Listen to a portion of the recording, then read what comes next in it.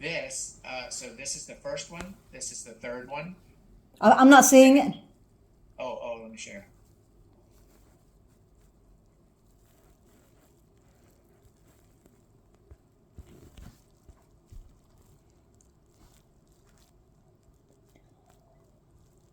Are you still there? Mm-hmm.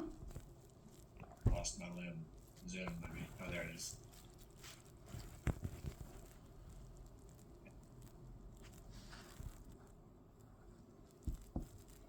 Okay.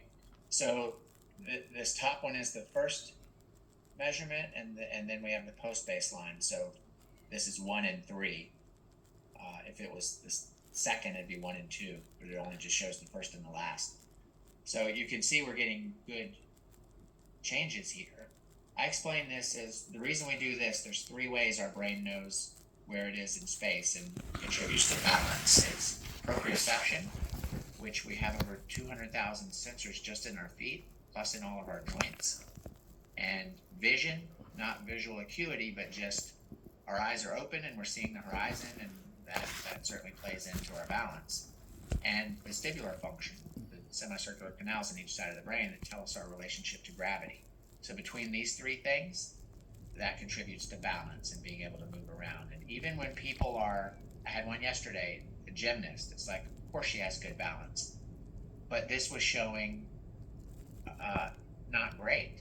And so what does that mean? It means, okay, she's having good balance, but at what cost? What neurological energy is needed to be expended for that? It could be done more efficiently, and her balance could be better.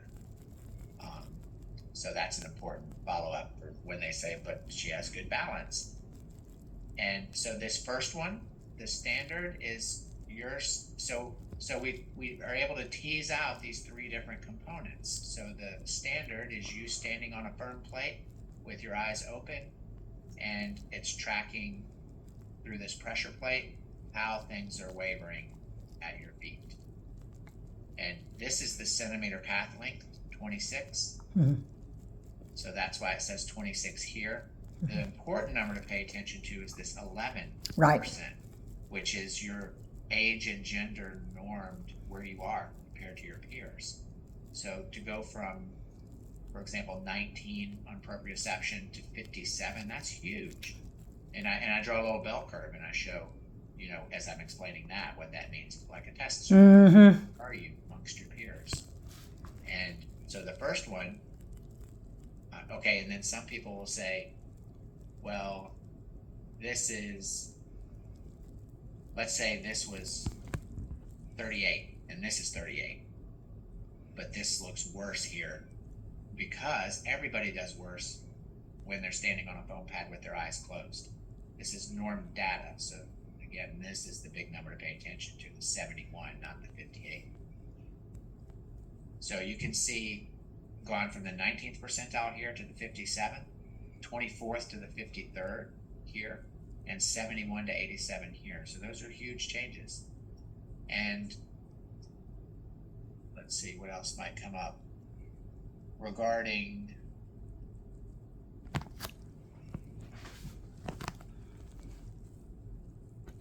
forgot where I was going. So sometimes, let's say this one went down and a couple others went up. Then it's important to note that this is all really testing also how things are coming through the cerebellum on the way to the brain. So that we're actively working on making new pathways and connections there. So some of these may drop because it's so new. Oh yeah, and on that, so proprioception, this is clear that you're standing on a firm plate with eyes closed. So we're really taking away that visual component, and you're able to feel the ground. So that's how that's measuring just that aspect. And then vision, this is standing on a foam pad with eyes open. You've taken away that proprioception capability. And then for vestibular, you've taken away vision and firm stance on the ground because you're on a foam. So we're just checking the vestibular system. And when proprioception is low, we want to consider doing the vibration plate. when the vestibular system is low, that's why we would do the wobble board.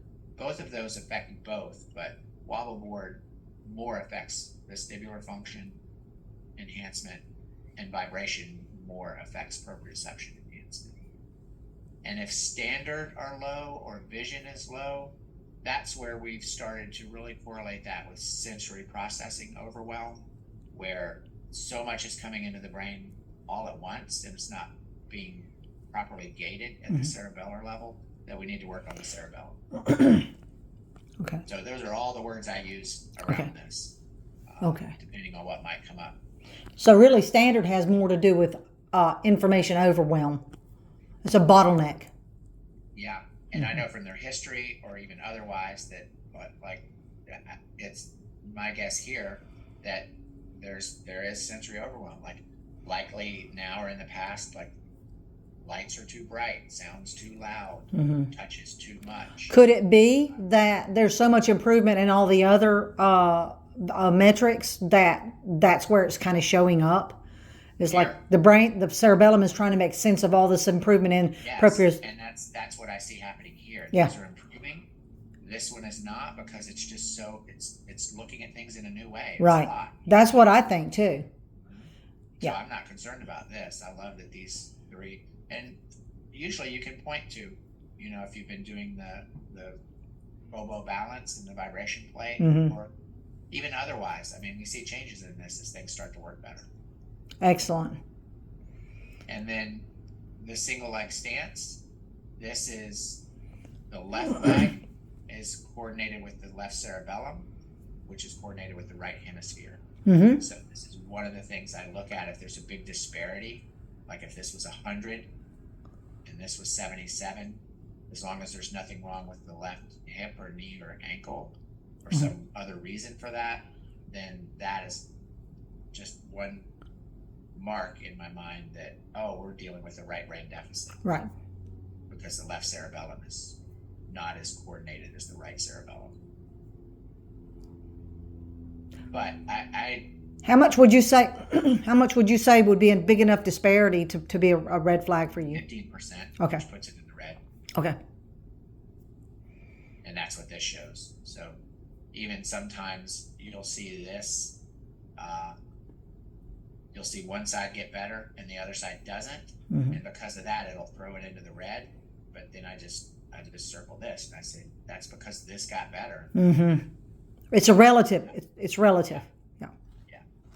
But this is both sides got better, and it's more balanced. Good. So I like that. Yeah, I do This is too. the first and the third also. And if they can't do a one-legged stand, I just have them, to add to this, I have them chase some targets left and right and front and back, and just use that information. Okay. Or I just do the left and right leg stance manually and measure and just note how many seconds they can hold it on their left leg with eyes open and then eyes closed, and then on the right leg, eyes open and eyes closed. Okay. Just to have that information to compare later. But sometimes you can't do this in the beginning, but then you can later, and that's a big deal. Like with Kyle. I think, yeah. Kyle couldn't even stand. He was so disoriented. He couldn't even stand for just a few seconds. He was. It was crazy how sick he was. Yeah, that was amazing. Yeah. Change, isn't it? Good. Okay. Yeah. So that's my whole understanding of this and why we do it and how we are able to see it improve and how I explain it. And usually you have something to point to here that's getting better. If not, you usually have something else to point to, like on the map or something. Right. Say we're still working on this. And if it doesn't get better,